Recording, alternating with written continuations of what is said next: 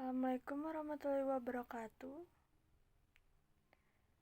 Saya Amelia Putri Kurniawan dari Prodi PGSD kelas A4 NIM 240600230. Di sini saya akan mempresentasikan tugas UAS PAI, yaitu analisis studi kasus. Di sebuah kota kecil terdapat masjid yang cukup besar dan strategis, namun masjid tersebut hanya ramai saat waktu sholat Jumat dan sholat wajib tertentu. Aktivitas lainnya seperti kajian, kegiatan pemuda, atau layanan kesehatan jarang dilakukan. Bahkan tidak ada sama sekali. Hal ini membuat masjid kurang optimal dalam membangun umat yang religius, spiritual, sehat rohani dan jasmani, cerdas serta sejahtera. Di sisi lain, banyak pemuda di sekitar masjid yang menghabiskan waktu di warung kopi. Sebagian masyarakat kurang aktif beribadah di masjid, dan terdapat kebutuhan akan program kesehatan dan pendidikan yang belum terpenuhi.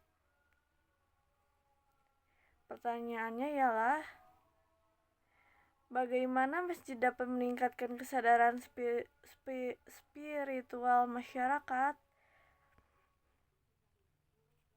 Jawabannya, masjid dapat meningkatkan kesadaran spiritual masyarakat dengan mengadakan program rutin seperti kajian keagamaan, zikir bersama, atau kegiatan tadarus Al-Quran.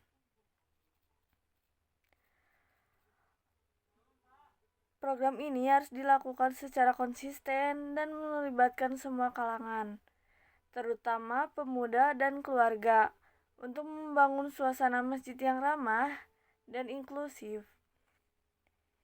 Yang kedua, program apa yang bisa dilakukan untuk mendukung kesehatan jasmani dan rohani jamaah? Masjid bisa mengadakan kegiatan olahraga seperti senam pagi atau futsal antar jamaah di sekitar masjid. Untuk kesehatan rohani bisa diadakan sesi konseling Islami atau penyuluhan kesehatan mental dengan pendekatan spiritual. Selain itu, program pemeriksaan kesehatan gratis atau donor darah secara berkala dapat membantu meningkatkan kesehatan jasmani jamaah. Yang ketiga, apa jenis pendidikan atau pelayanan yang dapat diselenggarakan? Masjid dapat menyelenggarakan pelatihan keterampilan seperti belajar bahasa Arab, kursus komputer, atau pelatihan manajemen waktu. Untuk meningkatkan kecerdasan spiritual, masjid bisa memberikan pelatihan tata cara ibadah yang benar. Sedangkan kecerdasan emosional dapat dibangun melalui program mentoring atau sharing session yang mengedukasi tentang pengelolaan emosi dalam Islam. Yang keempat, bagaimana masjid dapat membantu jamaah meningkatkan kesejahteraan ekonomi mereka? Masjid dapat mendukung kesejahteraan ekonomi jamaah dengan membuka koperasi berbasis syariah atau bazar murah. Selain itu, masjid bisa menjadi pusat pelatihan keterampilan usaha kecil seperti pelatihan memasak, kerajinan tangan, atau pemasaran produk online agar jemaah bisa mandiri secara ekonomi. Penyaluran zakat yang tepat sasaran yang bisa membantu jemaah yang membutuhkan. Kasus kedua yaitu seorang pendidik bernama Ustadz Hasan mengajar di sebuah sekolah Islam terpadu. Ustadz Hasan dikenal sebagai guru yang cerdas dan memiliki ilmu agama yang mendalam. Namun, beberapa murid merasa kurang nyaman karena gaya mengajar cenderung keras dan kurang memperhatikan pendekatan emosional. Akibatnya, sebagian siswa merasa takut bertanya atau berdiskusi secara terbuka di kelas. Di sisi lain, para orang tua menginginkan agar pendidikan Islam di sekolah tersebut tidak hanya mengajarkan ilmu agama, tetapi juga membentuk akhlak yang mulia. Kemampuan berpikirku diminta untuk memberikan solusi kepada Ustadz Hasan agar ia dapat menjadi pendidik yang ideal sesuai dengan perspektif Islam. yaitu sebagai mu'alim, pengajar, murabbi, pendidik akhlak, muzakir, pemberi nasihat, dan mursyid, pembimbing. Pertanyaan yang pertama ialah, jelaskan prinsip-prinsip utama seorang pendidik dalam Islam yang dapat membantu Ustadz Hasan memperbaiki pendekatannya. Prinsip-prinsipnya yaitu, yang pertama ada ikhlas. Niat mendidik harus karena Allah, bukan hanya untuk mengejar hasil duniawi. Yang kedua ada uswatun hasanah, teladan yang baik. Guru harus menjadi contoh akhlak mulia bagi siswa. Yang ketiga kasih sayang atau rahmah, mendidik dengan lemah lembut dan memahami kebutuhan emosional siswa. Yang terakhir ada adil, tidak membeda-bedakan siswa dalam perlakuan baik dari segi perhatian maupun apresiasi.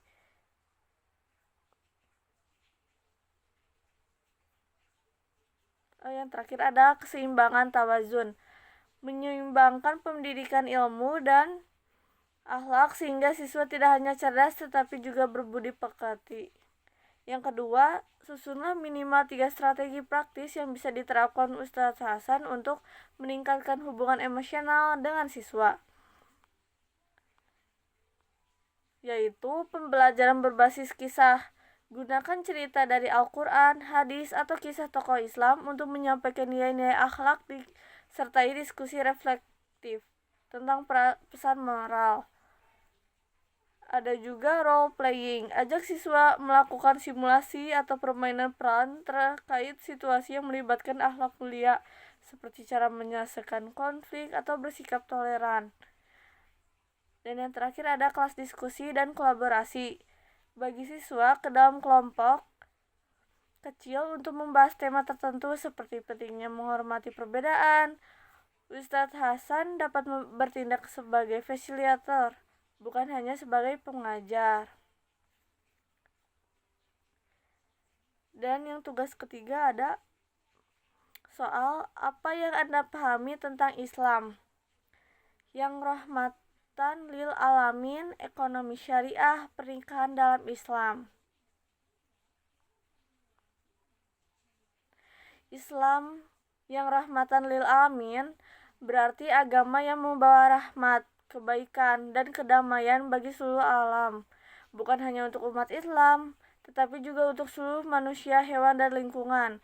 Konsep ini menekankan bahwa ajaran Islam mendorong keadilan, kasih sayang, dan harmoni, baik dalam hubungan antar manusia maupun dengan alam semesta. Yang kedua, ekonomi syariah, yaitu sistem ekonomi yang berlandaskan hukum Islam syariah dengan prinsip keadilan, keseimbangan, dan keberlanjutan.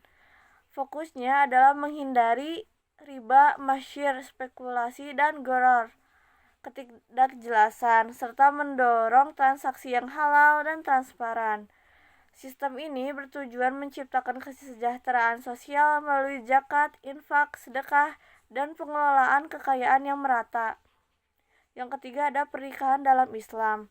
Pernikahan dalam Islam adalah ikatan suci antara seorang laki-laki dan perempuan untuk membentuk keluarga yang sakinah, tenang, mawaddah, penuh cinta, dan rahmah, kasih sayang.